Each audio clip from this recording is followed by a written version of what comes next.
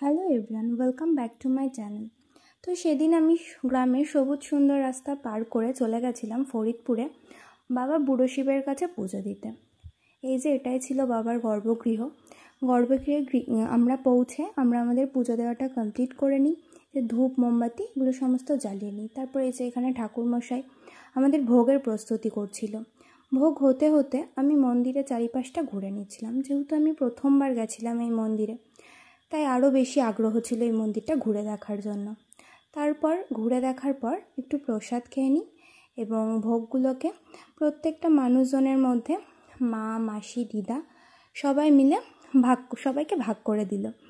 তারপর কিছুক্ষণ পর জানতে পারি যে এই মন্দিরের কাছেই একটা রাধাবল্লভ মঠ আছে, যেটা ছিল অনেক পুরনো। তো সেখানে গিয়ে দেখি এখানে নিত্যদিনের পুজো চলছে।